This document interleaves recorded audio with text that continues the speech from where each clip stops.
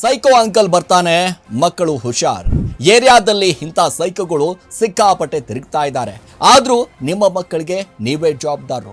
ಇವತ್ತು ಆಗಿರುವಂತ ಒಂದು ಘಟನೆ ಇಡೀ ರಾಜ್ಯಾದ್ಯಂತ ಸಾಕಷ್ಟು ಆಕ್ರೋಶಕ್ಕೆ ಕಾರಣ ಆಗಿರುವಂಥದ್ದು. ಇದೇ ಒಂದು ವಿಡಿಯೋ ಸಾಮಾಜಿಕ ಜಾಲತಾಣದಲ್ಲಿ ಓಡಾಡ್ತಾ ಇದೆ. ತ್ಯಾಗರಾಜ್ ನಗರದಲ್ಲಿ ಈ ಘಟನೆ ನಡೆದಿರುವಂಥದ್ದು. ಹಾಯ್ ಹಲೋ ನಮಸ್ಕಾರ, ರೆಬಲ್ ಟಿವಿಯ ವಿಶೇಷ ಕಾರ್ಯಕ್ರಮಕ್ಕೆ ಸ್ವಾಗತ. ನಾನು ಸಿರಾಜ್ ಪಾಲಿಕಾರ್. ಸೈಕೋ ಅಂಕಲ್ ಬರ್ತಾನೆ, ಮಕ್ಕಳು ಹುಷಾರ್. ಏರಿಯಾದಲ್ಲಿ ಇಂಥ ಸೈಕೋಗಳು ಸಿಕ್ಕಾಪಟ್ಟೆ ತಿರುಗ್ತಾ ಇದ್ದಾರೆ. ಆದರೂ ನಿಮ್ಮ ಮಕ್ಕಳಿಗೆ ನೀವೇ ಜವಾಬ್ದಾರರು. ಎಸ್, ಯಾಕೆ ಅಂತಂದರೆ ಇವತ್ತು ಆಗಿರುವಂಥ ಒಂದು ಘಟನೆ ಇಡೀ ರಾಜ್ಯಾದ್ಯಂತ ಸಾಕಷ್ಟು ಆಕ್ರೋಶಕ್ಕೆ ಕಾರಣ ಆಗಿರುವಂಥದ್ದು. ಸೋಷಿಯಲ್ ಮೀಡಿಯಾಗಳಲ್ಲಿ ಎಲ್ಲಿ ನೋಡಿದ್ರೂ ಕೂಡ ಇದೇ ಒಂದು ವಿಡಿಯೋ ಸಾಮಾಜಿಕ ಜಾಲತಾಣದಲ್ಲಿ ಓಡಾಡ್ತಾ ಇದೆ. ಯಾವುದು ಆ ವಿಡಿಯೋ ಸಹಜವಾಗಿ ನಿಮ್ಮೆಲ್ಲರ ಗಮನಕ್ಕೆ ಬಂದಿರುತ್ತೆ. ನೋಡಿ, ಆಟ ಆಡ್ತಾ ಇದ್ದಂಥ ಬಾಲಕನಿಗೆ ಕಾಲಿನಿಂದ ಒದ್ದು ಒಂದು ಕಡೆ ಕ್ರೌರ್ಯ ಅಂತಂದರೆ ನಿಜವಾಗ್ಲೂ ಕೂಡ ಅವನು ಮನುಷ್ಯನೋ ಅಥವಾ ರಾಕ್ಷಸನೋ ಗೊತ್ತಿಲ್ಲ.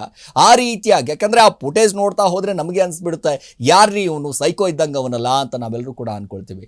ಸೊ ಈ ರೀತಿಯಾದಂಥ ಒಂದು ಘಟನೆ ಬೆಂಗಳೂರಿನಲ್ಲಿ ನಡೀತಿದೆ. ಸೊ ಬನಶಂಕರಿ ಠಾಣಾ ವ್ಯಾಪ್ತಿಯಲ್ಲಿ ತ್ಯಾಗರಾಜ್ ನಗರದಲ್ಲಿ ಈ ಘಟನೆ ನಡೆದಿರುವಂಥದ್ದು. ಈ ಪ್ರಕರಣಕ್ಕೆ ಸಂಬಂಧಪಟ್ಟ ಹಾಗೆ ಮಕ್ಕಳು ಆಯೋಗ ಒಂದಿಷ್ಟು ದೂರನ್ನು ದಾಖಲಿಸಿಕೊಂಡಿದೆ. ಮಾತ್ರವಲ್ಲದೆ ದಕ್ಷಿಣ ವಿಭಾಗದ DCP ಬಳಿ ತೆಗೆದುಕೊಂಡಿರುವಂಥ ಕ್ರಮಗಳು ಒಂದಿಷ್ಟು ವರದಿಯೂ ಕೂಡ ಈಗ ಆಗ್ತಾ ಇದೆ. ನೋಡಿ, ಆಟ ಆಡ್ತಾ ಇದ್ದಂಥ ಬಾಲಕನಿಗೆ ಕಾಲಿನಿಂದ ಒದ್ದು ದುರುಳನೊಬ್ಬ ಒಂದಿಷ್ಟು ಕ್ರೌರ್ಯ ಮೆರೆದಿದ್ದಾನಲ್ಲ. ಸೊ ಈಗಾಗಲೇ ಒಂದಿಷ್ಟು ಬನಶಂಕರಿ ಠಾಣಾ ವ್ಯಾಪ್ತಿಯಲ್ಲಿ ಬರುವಂಥ ಈ ಕೇಸು ಪೊಲೀಸ್ ಅಧಿಕಾರಿಗಳು ಕೂಡ ಈಗ ರೆಡಿಯಾಗಿದ್ದಾರೆ. ತನ್ನ ಪಾಡಿಗೆ ತಾನು ಆಟ ಆಡ್ತಾ ಇದ್ದ ಆ ರೋಡಲ್ಲಿ. ಒಂದು ಕಡೆ ಅಲ್ಲಿ ತಾಯಿ ಮಕ್ಕಳು ಒಂದು ಕಡೆ ಆಡ್ತಾ ಇದ್ರು, ಗಮನಿಸ್ತಾ ಇದ್ರು ಆ ದೃಶ್ಯಾವಳಿಗಳಲ್ಲಿ.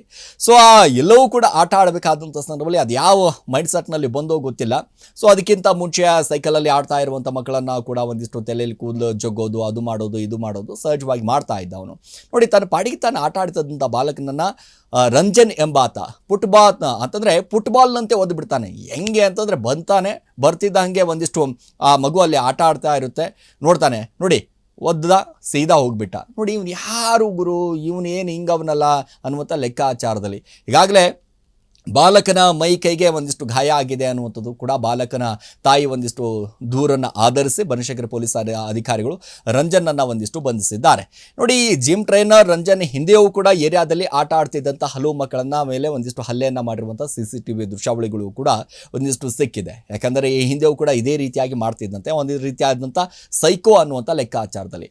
ಸೊ ಈಗ ಇನ್ನು ಪೊಲೀಸ್ ಅಧಿಕಾರಿಗಳನ್ನ ಒಂದಿಷ್ಟು ಪೊಲೀಸ್ ಅಧಿಕಾರಿಗಳಿಂದ ಸಂಪೂರ್ಣವಾಗಿ ಅವರನ್ನು ಕರ್ಕೊಂಬಂದಿದ್ದಾರೆ. ಇವನು ಉದ್ದೇಶಪೂರ್ವಕವಾಗಿಯೇ ಈ ರೀತಿಯಾಗಿ ಮಾಡ್ತಾ ಇದ್ದಾನೆ ಅಂತ ಸ್ಟೇಷನ್ ಬೇಲ್ ಮೇಲೆ ಒಂದಿಷ್ಟು ಬಿಟ್ಟು ಕಳಿಸಿದ್ದಾರೆ. ಸೊ BNA ಆ್ಯಕ್ಟ್ ಅಡಿಯಲ್ಲಿ, ಸೊ 155 ಆ್ಯಕ್ಟ್ ಅಂತಂದರೆ ಉದ್ದೇಶಪೂರ್ವಕವಾಗಿ ಗಾಯಗೊಳಿಸುವಂಥದ್ದು ಸೆಕ್ಷನ್ ಹಾಕಿ ಸ್ಟೇಷನ್ಗೆ ಬೇಲ್ ನೀಡಿ ಒಂದಿಷ್ಟು ಬಿಟ್ಟು ಕಳಿಸಿದ್ದಾರೆ. ಸೊ CCTVಯಲ್ಲಿ ಉದ್ದೇಶಪೂರ್ವಕವಾಗಿ ಒಂದಿಷ್ಟು ಗಾಯಗೊಳಿಸಿರೋದು ಗೊತ್ತಾಗಿದೆ.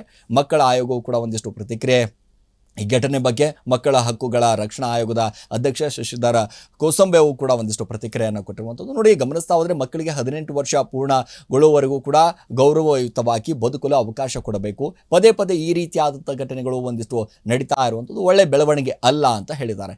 ಮಕ್ಕಳ ಆಯೋಗದಿಂದ ಕೂಡ ಒಂದಿಷ್ಟು ದೂರು ದಾಖಲು ಮಾಡ್ತೀವಿ ಅಂತ ನೇರವಾಗಿ ಹೇಳಿದ್ದಾರೆ. ಇನ್ನು ಈ ಪ್ರಕರಣಕ್ಕೆ ಸಂಬಂಧಪಟ್ಟ ಹಾಗೆ ಮಕ್ಕಳ ಆಯೋಗದಲ್ಲಿಯೂ ಕೂಡ ಸ್ವಯಂ ಪ್ರೇರಿತವಾದಂಥ ದೂರು ದಾಖಲಾಗಿದೆ. ದೂರು ದಾಖಲಿಸಿಕೊಂಡಿರುವಂಥ ಮಕ್ಕಳು ಆಯೋಗದ ದಕ್ಷಿಣ ವಿಭಾಗದ DCPಗೆ ವರದಿಯನ್ನು ಕೇಳಿದ್ದೀವಿ, ಘಟನೆ ಬಗ್ಗೆ ಕ್ರಮ ನಾವು ಕೈಗೊಳ್ತೀವಿ ಅಂತ ಹೇಳಿದ್ದಾರೆ.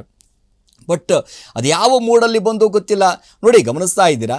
ಸೊ ಇವನು ಯಾರು, ಏನು ಕತೆ ಅನ್ನೋದ್ರ ಬಗ್ಗೆ ಕೂಡ ಗೊತ್ತಾಗಬೇಕಾಗಿದೆ. ಒಂದು ರೀತಿಯಾದಂಥ ಸೈಕೋ ಅಂಕಲ್ ಥರ ಕಾಣಿಸ್ತಾವನೆ ಇವನು ಅಂತಂದರೆ.